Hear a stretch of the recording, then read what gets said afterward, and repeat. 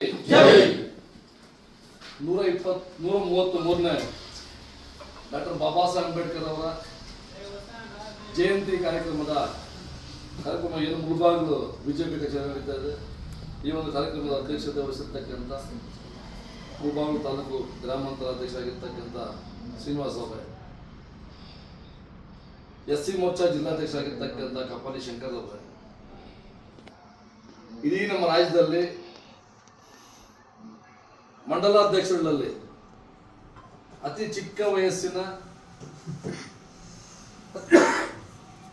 ಅಧ್ಯಕ್ಷರು ಗ್ರಾಮಾಂತರ ಅಧ್ಯಕ್ಷರು ಸುರೇಶ್ ರಾಜ್ ಅವರೇ, ಜಿಲ್ಲಾ ಪ್ರಧಾನ ಕಾರ್ಯದರ್ಶಿ ಆಗಿರ್ತಕ್ಕಂಥ ಬಾಬಿ ಸುರೇಶ್ ಅವರೇ, ಜಿಲ್ಲಾ ಸಂಚಾಲಕರು ಸಾಮಾಜಿಕ ಜಾಲತಾಣ ಒಲಂಬಳ್ಳಿ ಶಿವು ಅವರೇ, ಲಕ್ಷ್ಮೀನಾರಾಯಣ ಶೆಟ್ಟಿ ಅವರೇ, ರೈತ ಮೋರ್ಚಾ, ಉಳಿದೆಲ್ಲ ನಮ್ಮ ಭಾರತೀಯ ಜನತಾ ಪಾರ್ಟಿಯ ವಿವಿಧ ಸ್ತರಗಳ ಎಲ್ಲ ಮೋರ್ಚಾಗಳ ಪದಾಧಿಕಾರಿಗಳೇ, ಎಸ್ ಮೋರ್ಚಾ ಪದಾಧಿಕಾರಿಗಳೇ, ಎಲ್ಲ ನಮ್ಮ ಪಕ್ಷದ ಕಾರ್ಯಕರ್ತರೇ, ಶಿಸ್ತಿನ ಸಿಪಾಯಿಗಳು, ಏನು ಈ ದಿನ ಅಂಬೇಡ್ಕರ್ ಜಯಂತಿ ಮಾಡ್ತಾ ಇದ್ದೀವಿ.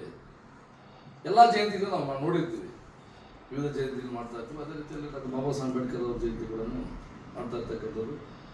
ಈ ಒಂದು ಜಯಂತಿನ ಭಾರತೀಯ ಜನತಾ ಪಾರ್ಟಿಯಿಂದ ಏನು ಆಚರಿಸ್ತೀವಿ, ಇದಕ್ಕೆ ಒಂದು ವಿಶೇಷತೆ ಇದೆ. ಬೇರೆ ಬೇರೆ ಕಡೆ ಬೇರೆ ಬೇರೆ ಜಯಂತಿ ಮಾಡಿದಂಥ ಸಂದರ್ಭದಲ್ಲಿ